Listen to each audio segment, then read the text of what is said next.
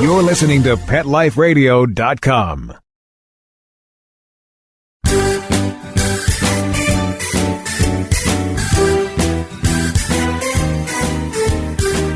Welcome to Get Positive Results on Pet Life Radio. I'm your host, Teody Anderson. Today is all about tricks and treats. Why should you just settle for one? Halloween is just around the corner, and we're going to talk about how to make it a fun night for your dog and not a nightmare. I'm going to cover training, treats, and I'll even share a tale of a ghostly dog that is said to roam a South Carolina highway. So stay tuned, and we'll be right back. Take a bite out of your competition. Advertise your business with an ad in Pet Life Radio podcasts and radio shows. There is no other pet-related media that is as large and reaches more pet parents and pet lovers than Pet Life Radio. With over 7 million monthly listeners, Pet Life Radio podcasts are available on all major podcast platforms. And our live radio stream goes out to over 250 million subscribers on iHeartRadio, Odyssey, TuneIn, and other streaming apps. For more information on how you can advertise on the #1 pet podcast and radio network, visit PetLifeRadio.com/advertise today. Let's talk pets on PetLifeRadio.com.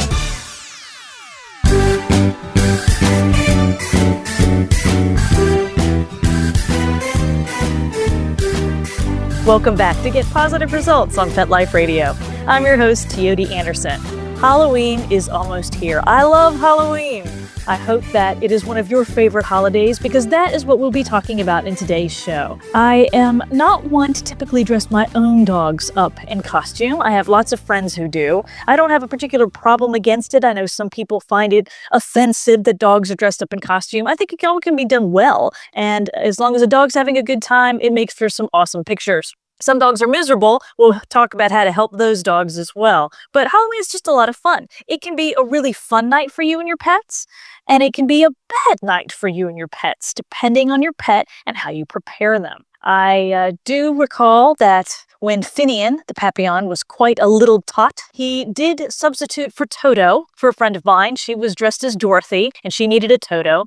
Mind you, a Papillon is nothing like a Cairn Terrier that the original Toto was, but Finian was small and adorable, and he fit in a basket. So that became his role. He was just wearing a bandana that evening, but he had a very large time on Halloween, having a huge fuss made over him as Toto for Dorothy. So that was a lot of fun. So let's get the bad trick stuff over with first. There are pets that really should not be part of your Halloween celebration. And it's really important to look in the mirror and be honest with yourself and make sure that you're doing it for your pet in addition for you, because this is where you lead to problems. This is where it can lead to dog bites or cats that now are terrified of children. You don't want your dog to have a bad time. Halloween's supposed to be fun. I don't know why I love Halloween so much. Maybe it was all that candy as a child. I do occasionally still dress up myself. I travel a lot in October, so sometimes it's hard for me to get a costume together. But Halloween is a lot of fun. And there have been in the past dogs that really couldn't be a part of that celebration simply because they were just too shy. The Shelties I had many, many years ago were terrified dogs. They were great at home, but they were not really good with strangers. And the thought of them being subjected to all the cute little kitties out there dressed in costume was something more than they could bear. So I always made sure that I separated them. How do you know? How do you know if your dog's going to be good around Halloween or not? Well, in general, if your dog is really shy or fearful, or if your dog is aggressive, they need to take the night off. That would be much better for them to just take the night off. Think about it. If a dog doesn't like kids on a regular day, he is certainly not likely to love kids dressed up in costume. They're even more scary when they're dressed up in costume, even in the eyes of a pet. Even that cute little girl who's dressed like a ladybug could be terrifying to a dog that is already afraid of young children. So it's a really freaky night. There are kids, there's lots of running, and there's kids holding flashlights, and some of them wear those glow necklaces or glow sticks, and they're making lots of noise. They're carrying big tubs or giant jack-o'-lantern heads of candy. It can be very startling for dogs that are used to kids, let alone a dog that's already shy or aggressive. So lots of folks make the mistake of thinking that if their dog isn't social, well, they need to socialize him. And the best way to do that is to get him around people. So what better night of the year than to get him used to kids than when all the kids are outside? This is a terrible idea. It's a terrible idea. It's true that if your dog is shy and nervous, that socialization could help that dog.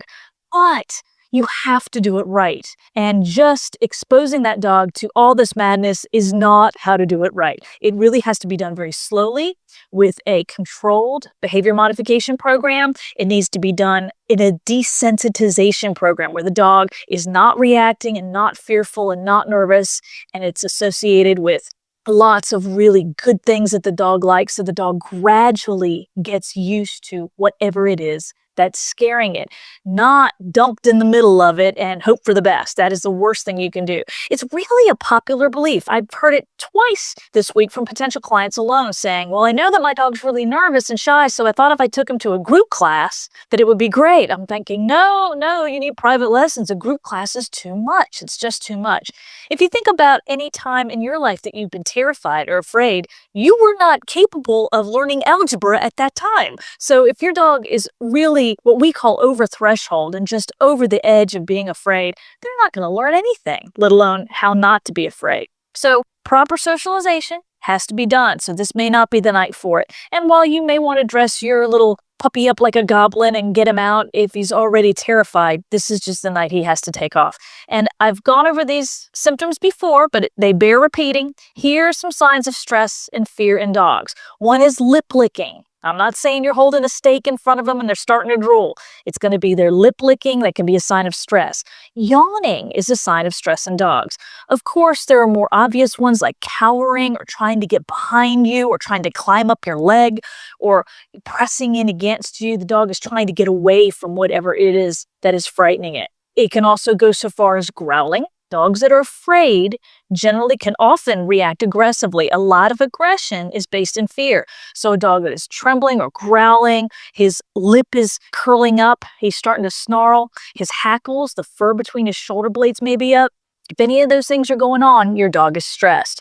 Even if you have a really confident dog, and we're going to talk about taking those dogs out too, you're going to watch for those stress signals, because if he starts showing you those signals during the night, that means it's time to cut the night short and take the baby home, because he's just having too much happening to him at once and he's having difficult coping with it. So always look for those signs, even outside of Halloween, but Halloween's a really good time to look for them in your dog. So what do you do with the dog that you can't have participate in your Halloween? Well, put him in a back room away from that doorbell. Put on some soothing music, maybe some nice classical music. There are even music programs that are designed to help fearful dogs. You might want to consider purchasing one of those. Give him a food stuffed dog toy like a Kong or a Rhino. Give him one of those toys. You can put a layer of peanut butter in there, some of his regular kibble, some more peanut butter, maybe some baby carrots, something healthy, maybe a liver treat in the end. Give him a little doggy pacifier so that he's not just missing out on activities, but he has something to do and something to enjoy in that back room.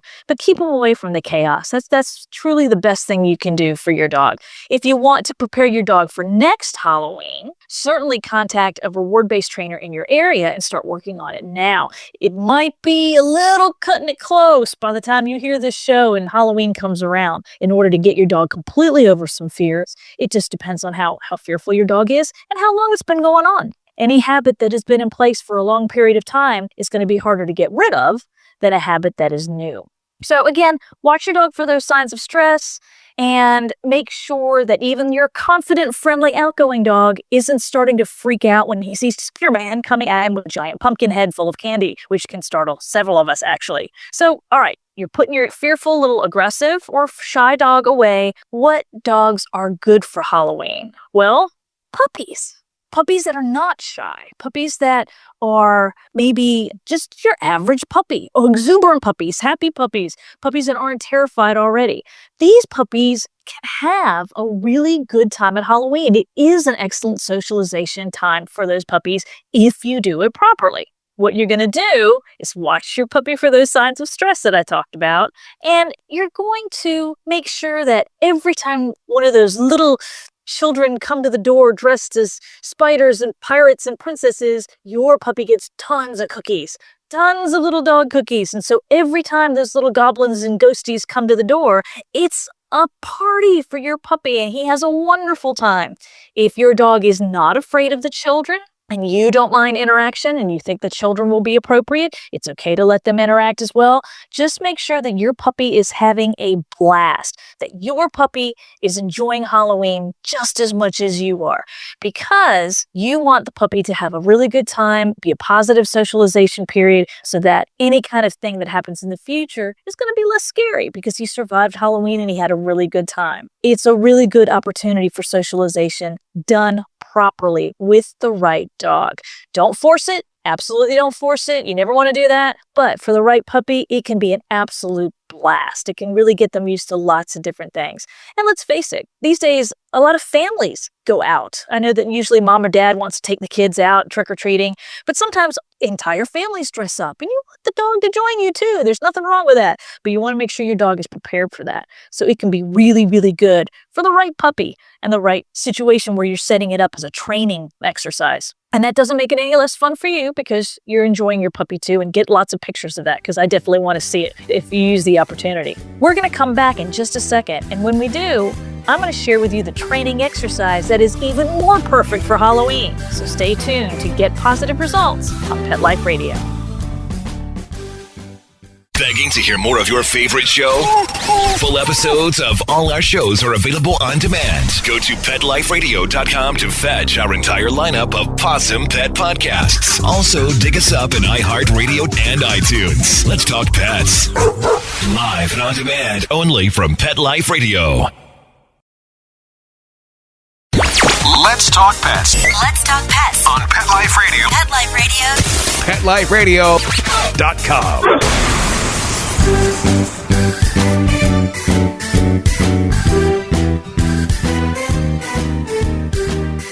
Welcome back to Pet Life Radio's Get Positive Results. I'm your host, Teody Anderson. Today is all about tricks and treats, and I promised you I would share the best training exercise ever for Halloween. And I have to say, this is an exercise that clients contact me year-round. What's the best time to practice it? Halloween. Why? Because it's proper door greetings. People always complain their dogs just throw themselves on the company or jump on their guests, or they bark and go crazy at the door because they're so happy to see people and they're knocking you over. Well, the biggest complaint I think my clients usually have is that they don't get a chance to practice. And I get that. It's hard to find time to do your homework.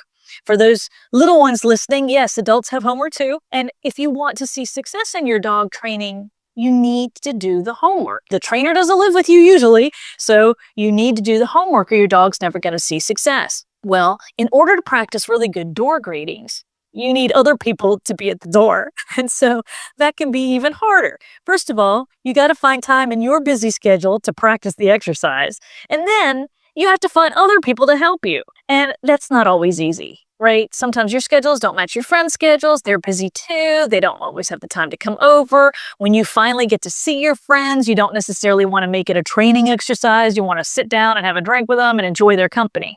Halloween is a night when you have lots of people coming to the door. It's the perfect opportunity to practice this exercise.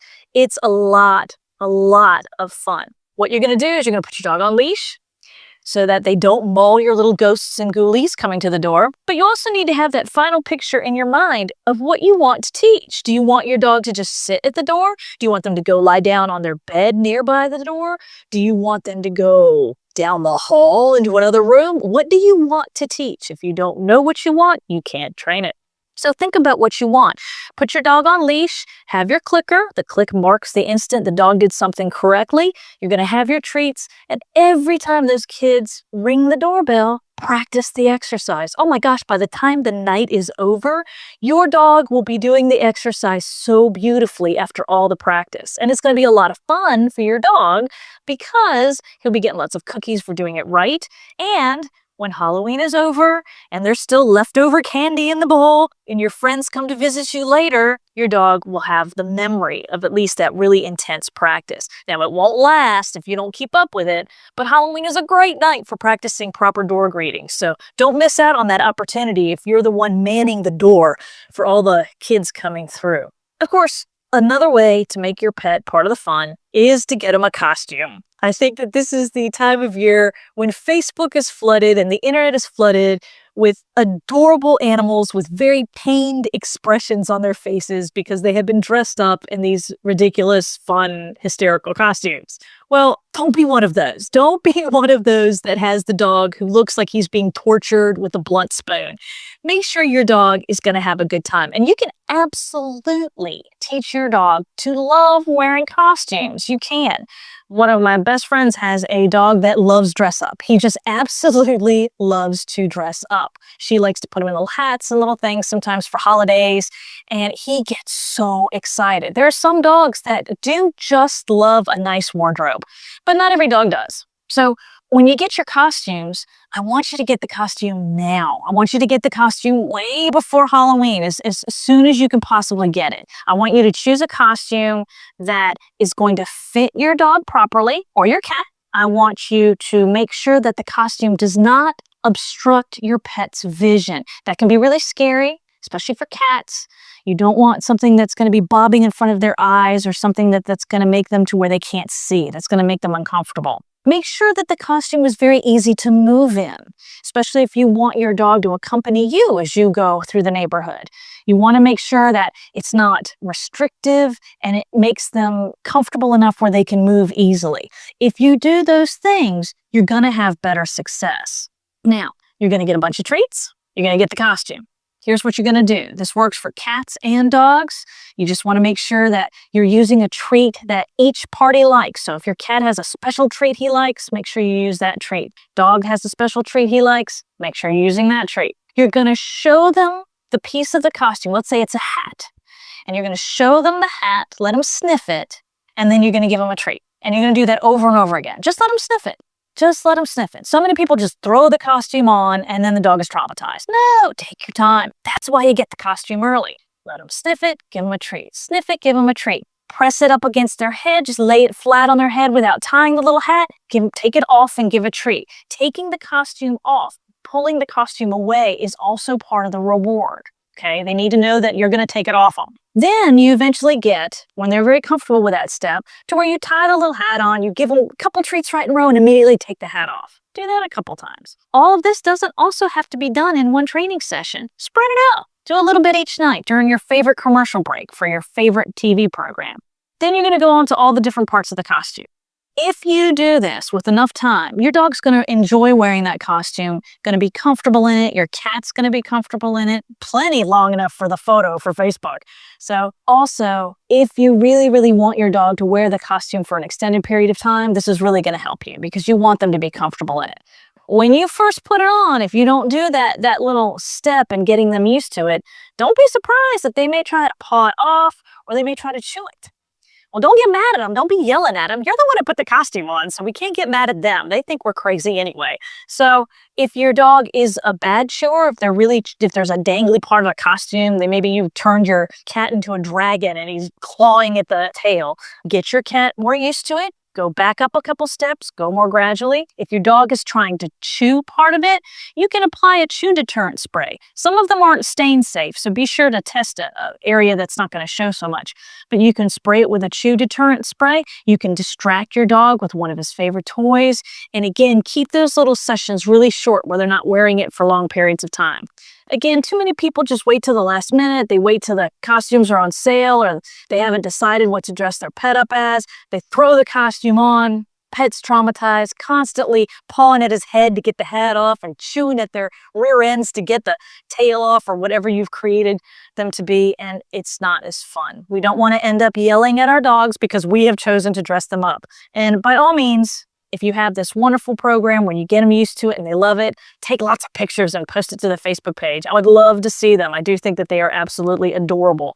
And they have some really creative costumes these days for pets, really fun ones. When you're given treats, you know what to do for regular treats. You're going to use your dog's favorite treats, a really good one that's going to be healthy and free of dyes and sugars, a lot of the really quality brands. Don't forget that your pet's idea of a treat is not necessarily yours. And come Halloween, there's a lot of candy that's out there that is very dangerous for pets. You want to make sure that this is going to be something that is healthy for them to get. And if you have little ones in your life, little children, you want to make sure that they're not being really sweet and sharing their Halloween goodies with the family pet. You can be making them very, very sick to the point of you may end up in the emergency room, and you don't want that on Halloween night. You certainly do not want that to happen.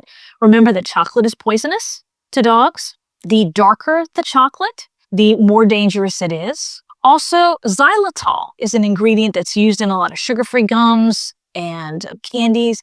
That is very dangerous to pets. At the least, they might have an upset stomach, but at the most, you're going to end up in an emergency vet visit. So we want to make sure that the dog doesn't accidentally get in the giant jack-o'-lantern head full of candy, or that you don't put the bowl down while you're delivering candy to go talk to the neighbor and forget that the dog is there, and he decides to go eat a complete jack-o'-lantern bowl full of chocolate. We want to make sure that doesn't happen. So please be careful. Some kids are very cute and they're very sweet and they want to share their treats, which is great. Some kids don't want to share at all, but I'm assuming that there's some ones near you that do like to share, and we don't want them to share them with Fido because Fido's going to get very, very sick. There are treats that you can make for your dog in celebration of the holiday. There are lots of great recipes for pumpkin treats on the internet. You can go out and find some really healthy pumpkin treats. You can buy some too if you don't feel like baking. I will tell you that just about every dog I have ever had loves pumpkin. I remember this. It was the strangest thing. I was inside the house. This was years and years ago with those really shy Shelties I mentioned. And they were in the backyard. And I heard one of them bark once or twice and then stop. And then it was silent. And then I heard another one or two barks and then silence. And then another single bark and then silence. And something was wrong because I had Shetland sheepdogs. If you have Shetland sheepdogs, they bark constantly. They're very talkative dogs. And normally when the Shelties saw somebody walking by, or they saw a cat nearby, or they saw a twig fall from a tree, they would bark their full heads off. That's just who they were. They barked constantly. So this little single bark was odd. And then it was spaced oddly. It was just be one or two barks and then it would be quiet. So I had a bay window that looked out over my deck, and I went to the bay window, and it was the funniest thing. I had been carving a jack-o'-lantern for Halloween, and I had a picnic table that was on top of the deck, and my female Sheltie had jumped up on top of the picnic table, and she was eating the pieces. So I was carving a jack-o'-lantern. I'd carved out the triangle eyes. It was a classic jack-o'-lantern. Wasn't one of those fancy ones, but I had carved out triangles for eyes and the triangle for the nose and the jagged mouth. And all those pieces were on the picnic table next to the jack-o'-lantern itself. I had gotten interrupted and come inside. She was up on top of the picnic table eating the pumpkin pieces. And my other Sheltie was on the deck, and he would bark once, and she would toss him a piece of pumpkin, and he would eat it. That was the silence. And then when he finished it, he would bark again, and she would toss him another piece. It was the funniest thing. I couldn't even interrupt him. I was just watching, fascinating them working together. He would just tell her when he was ready and he wanted another piece, and being the wonderful sister she was, she would toss him another piece, and they ate this pumpkin. Well, they ate the pumpkin pieces and before they got to the jack-o'-lantern, which is good, because I really wanted to use that jack-o'-lantern for my Halloween decorations. But lots of dogs love pumpkin. I've also heard stories of squirrels loving pumpkin. I had a friend who looked out her window and her jack-o'-lantern was rolling down the sidewalk because a squirrel was stealing it. So you might have some company when you put out your jack-o'-lanterns, but you can definitely make really healthy pumpkin treats for dogs, and they may enjoy it. So I also promised a ghost story. I do live in South Carolina, and the South is rife with ghost stories. We have lots of ghost stories here in the South. And there's a certain tale of a ghost hound. It's a Ghost Hound of Goshen. And there is this alleged, I have not seen it myself, ghost of a very large, super large St. Bernard-sized hound that can be seen on Buncombe Road between the Ebenezer Church in Newberry County and Goshen Hill in Union County in South Carolina. And it allegedly started way back in the early 1850s. There was a peddler who was making his way through town, and he had this very large white hound that was his dog. Well, unfortunately for the peddler, a murder occurred when he was passing through the town. And because he was the new guy in town, he was passing through, the town turned against him, blamed him for the murder, and lynched him and hung him from a tree. Well, after this happened, the town realized that he was not the murderer. They had murdered the wrong man. They were murderers themselves. But his faithful dog stayed by him until he was either stoned to death, depending on what story you hear. The townsfolk stoned him so that he went away, or he starved to death. And he stayed by his master's side until that happened. Soon after that, all of the people who were involved in the lynching of this peddler started seeing a large white ghost hound that would attack them and injure them. They don't believe that any of them were allegedly killed, but several of them were maimed or severely injured by dogs that disappeared after the injury took place. And they said that it was the Ghost Hound of Goshen taking revenge for his owner who had been hung and accused of this terrible crime that he didn't commit. Well, through the years, there have been several sightings of this ghost hound. There was, in the later 1850s, early 1860s, a doctor who said he saw the animal, and he couldn't understand why the animal would appear and disappear. And he had a dog of his own who would walk with him off leash until they got to the Ebenezer Cemetery. And the dog would whine and whimper and then go into the woods until the doctor had passed where the ghost dog's territory was. And only then would his real dog come back and rejoin him. There are tales that if you're traveling through this Buncombe Road between the church in Newberry County and Goshen Hill in Union County, that no matter how fast you go, the dog is always running by the side of your car. And if you stop, he will settle in front of the car and wait for you. And then he disappears. I'm sure you have ghostly tales of your own where you live. Would love to hear them too. I would also love for you to post pictures of your little furry ones having fun in their costumes. You can do that on the Facebook page. If you go to facebook.com/Teody Anderson, that's where you'll find me. You can also email me at teody@petliferadio.com. I also want to tell you briefly about some appearances. I mentioned that October is usually too busy for me to get a Halloween costume, and this October is no different. I'm going to be appearing October 15th through the 18th in Hartford, Connecticut at the Association of Professional Dog Trainers Conference. If you are headed there, please, by all means, stop and say hello. I will be doing a variety of things at the conference, everything from hosting the puppy welcome. Puppies are what we call conference first-timers. I'll be giving a presentation on redefining the dog training professional. I'll also be hosting a workshop on making dog toys. And we're going to be having a bunch of people get together, making a bunch of dog toys and cat toys, and donating them to the local shelter there in Hartford, Connecticut.